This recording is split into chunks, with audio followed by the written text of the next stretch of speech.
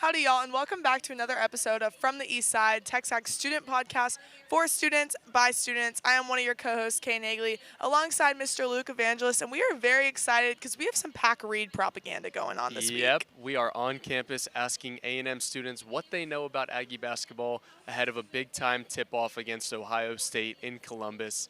Let's see what they know about Aggie basketball. We are here with Tyler, class of 2026. We're here with our Aggie volleyball reporter. All right, we are here with TJ, class of 2024, our class. Heck yeah. We are back with Cornell, class of 26. We are here with Anna, class of 27. We are here with Adele, class of 26. We are back with Hayden, class of 25. We are here with Montavious, class of 26. A&M has a big basketball match against Ohio State. Do you know who Ohio State's mascot is?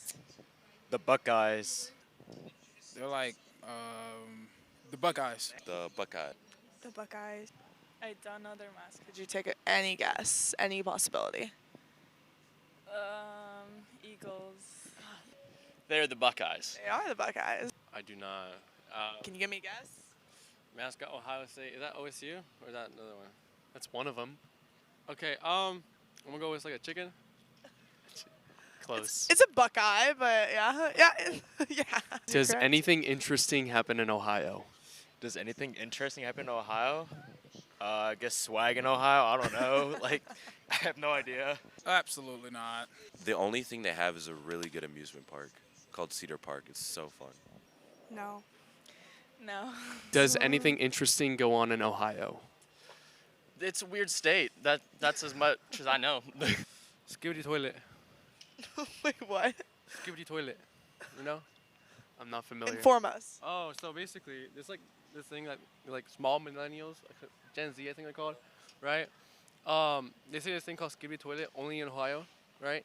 I have no clue what it means, but they say it. That's interesting. Okay. If you have any, do you have any expectations for the basketball team this season? We're going all the way this year, making it all the way to March Madness. Hopefully, getting the ship, do better than last year for sure. I think we're going to make it at least to the Sweet 16.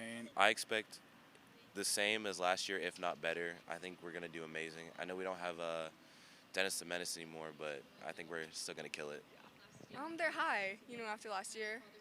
High expectations. Yeah. I have high expectations. I've been to a lot of games last year, and they've always won. So maybe it'll happen this year too. Yeah. Hopefully. I do. I think that coming off last year and with having a lot of the same players, that we can make a run in the SEC tournament again and hopefully in the NCAA tournament as well. Yeah. And who's your favorite player on the team? Would have to say Wade Taylor for sure. #1 point guard in the SEC. Who's your favorite player on the team? Probably Boots, because his nickname is Boots. I like Boots. I got to go with Wade Taylor. Not any other player's name. I'm so sorry. All of them? All of them, yeah. Wade Taylor, Yeah. why not? Why He's an not? awesome guy. SEC preseason player of the year, all the accolades. Are you familiar with Pack Reed propaganda, and will you be participating? I will be participating in Pack Reed propaganda. You'll see me first row of the basketball games, 100%. Absolutely. Pack Reed every week. I definitely will. I'm probably going to ask some of the people in my org if they want to go to the game on Friday, because I didn't realize we were playing Ohio State. It's away, unfortunately. Oh, well, then never mind. We're going to watch it. Hey, he's Yeah. dedicated. Yeah. He's going all the way to Columbus. I'm definitely familiar. I will be. I will be packing Reed. You should too. I know about it, but yeah, probably. I'll try my best. Yeah. I absolutely will be participating in it. I'm looking forward to it. What was your favorite moment from last year? I'll definitely have to say the Tennessee game was one of my favorite games from last year. I was sitting first deck. It was just really awesome game for sure. My favorite moment? I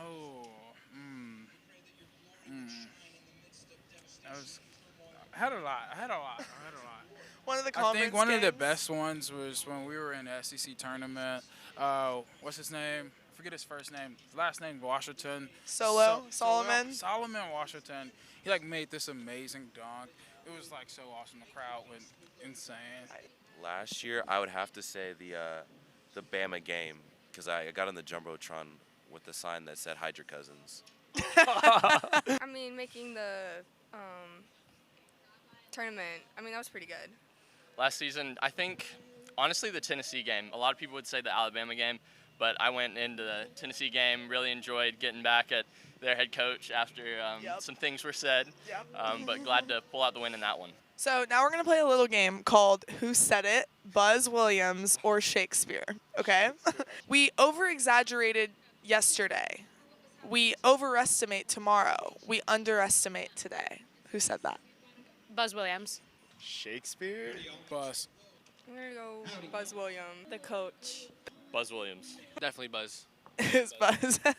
Next up, we've got expectation is the root of all heartache. I'm going to have to go with Shakespeare again. Shakespeare. Shakespeare. Buzz. Go Shakespeare on that one. Shakespeare. Shakespeare. What were my options again? Shakespeare or Buzz Williams? Oh, this one's hard. I'm going to go with Buzz again. It was It Shakespeare. was Shakespeare. Your habits are a preview of your destiny. I'm going to go with Buzz. Shakespeare. Shakespeare as well. I'm going to go Buzz again. I'm gonna go Williams on that one. Shakespeare. Buzz Williams. Shakespeare. Incorrect. The most important choice you make every day is your attitude. I'm going to go with Buzz also for that. Buzz Williams. Buzz. I'm going to go Buzz one more time. I'm also gonna go Williams on that one. The coach. Buzz Williams. That's Buzz. That is correct. Buzz. That is Buzz. That sounds like my boy. If we are true to ourselves, we can't be false to anyone. We'll go Shakespeare. Shakespeare. Shakespeare. Shakespeare. Shakespeare. Shakespeare. Ooh. Shakespeare. Sounds Shakespearean to me. It is Shakespeare. It is. And finally, successful people don't need pats on the back. Their work is endorsed by what they see in the mirror. We'll go with Buzz. There's no way Shakespeare said the words pats on the back, so it's got to be Buzz Williams. Buzz. I'm going to go Buzz. I'm gonna go Williams. Coach. Buzz Williams. Sounds like a buzzy thing to say. He said that. It is Buzzy. Awesome. Thanks for joining us. Hey, y'all, we're sitting down with Lydia Champney, the co-philanthropy exec of Ryllies. We want to know a little bit about you. Take us through where you're from and how you became an Aggie. Yeah, of course. So I'm from Plano, Texas. I was born and raised there. And my dad went to A&M. He was in the Corps, so like I've always kind of grown up coming to A&M things and like watching Aggie football. So it was just kind of such an easy choice to decide to come to A&M, and like their program is awesome. And yeah, so I'm a BIMS major, senior BIMS major. But yeah, very grateful to be an Aggie for sure. Talk to us a little bit about Ryllies as an organization, and then what your experience has been like so far. Yeah, totally. So Ryllies is half sisterhood, half service. So, you know, of course, we're really invested in empowering our members and kind of creating this like strong female friendship, which is something that I really cherish about the organization. But we're also very closely tied to service in the Bryan College Station area. So, of course, one of those ways that we do a lot of service is hands-on work with our philanthropy Read by Third. Absolutely. So Ryllies' big philanthropy event of the year is coming up really soon, Fall Fest. Take us through the success of that event over the last couple of years. Yeah, so it's awesome. It's the best time of the year, hands down. Of course, like when COVID was happening, there was like, okay, I got nervous.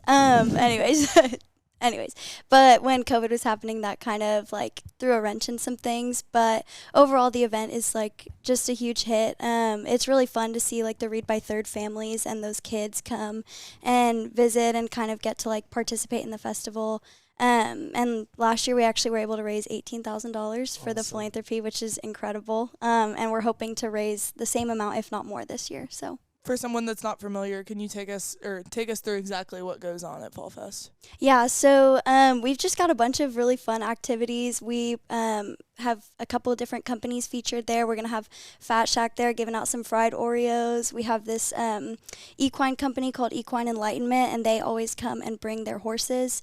And so people can go and kind of ride the horses. A Ryllies girl has goats, and so we're going to have goats there. It's just a lot of like just fun kind of wholesome things. We've got an inflatable obstacle course like Bouncy House.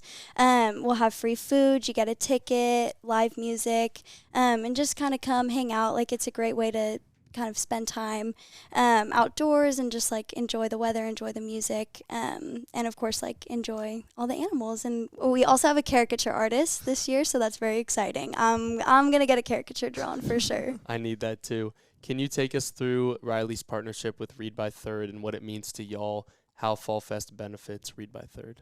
Yeah, so they've been our philanthropy for a couple years now. Read by Third was founded by a man named Dr. Hernandez. He's an Aggie grad, actually, so that's really awesome. But it partners with a local elementary school to just kind of help improve the literacy rates in the Bryan College Station area. They work to kind of develop this program to just get kids reading quicker and better and just more efficiently because the literacy rates are so disproportionately low here in this area. And so it's a program that they kind of have started here at an elementary school in College Station, but they want to expand it to the rest of Texas someday. But it's just a really incredible program that gives kids the resources and their families the resources that they otherwise might not have to, develop a skill as important as learning how to read, because that's so formational in your entire educational journey for the rest of your life. So. Yeah, sounds awesome. So tell us and tell the people as well how they can support this event and then ultimately donate as well. Yes, come to Fall Fest, please. We would love that so much. We would love to see y'all out there. Tickets are $15 for college students, so really, really cheap, honestly. You're making a $15 donation directly to these kids. And in exchange, Ryllies basically gives you a thank you note of a free meal and a shirt and all these fun activities. So think of it like that. This money does not go to Ryllies in any way. It goes to people who are going to use it well and who really need it.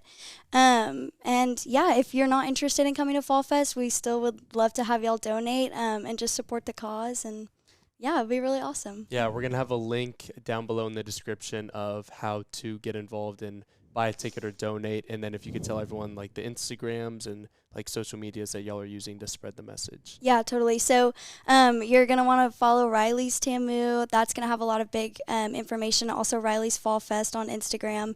And then you can also go to our website, rylliestamu.edu, I think.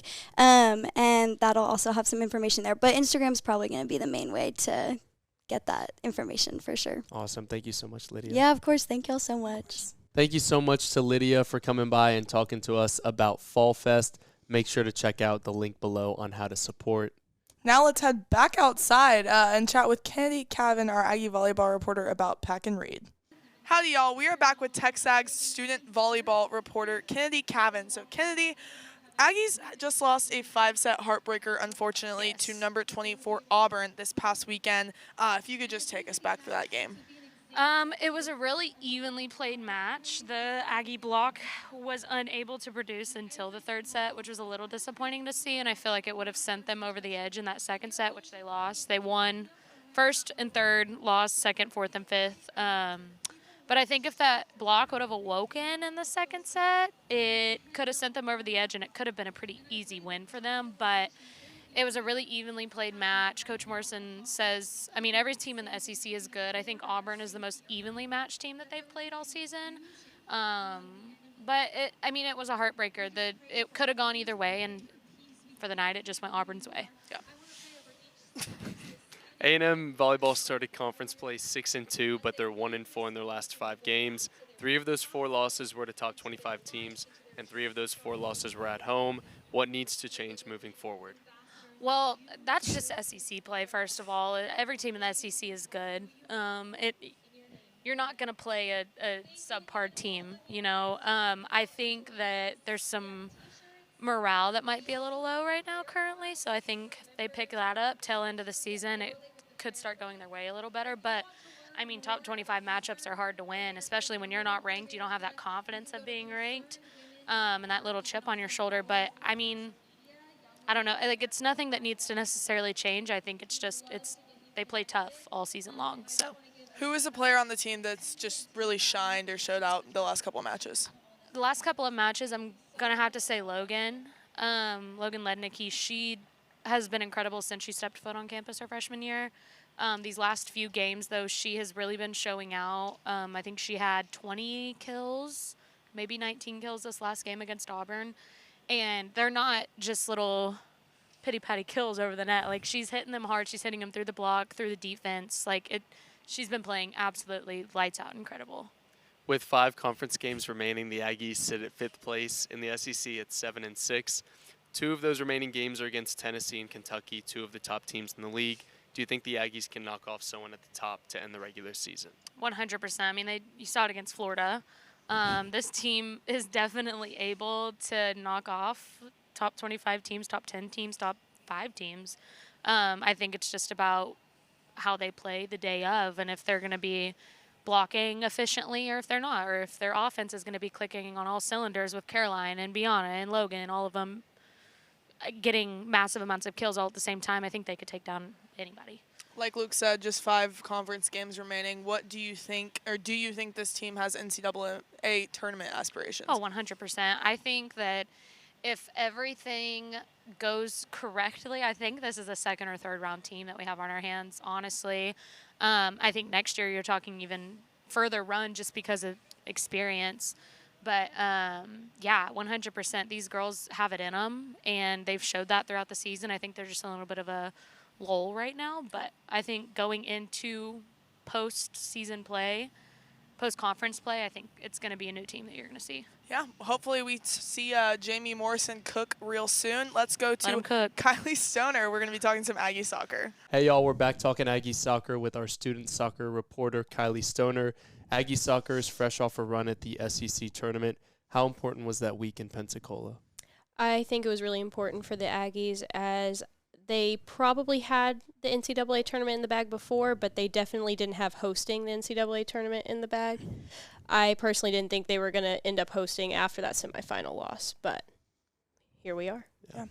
You talked about it a little bit. Their tournament hopes just before and after the SEC tournament were really, kind of reignited, like you said, with hosting. How important was that run to the semifinals? What did that have to do with it? It was very important. I would say that Georgia game, though they lost, was a really good test to what they can do, and I think that's a really good reason of why they're hosting on Friday. Mm-hmm. Yeah, the Aggies took the eventual champions, Georgia, to double OT before losing. Can you take us back through that game and the back and forthness, the craziness of it?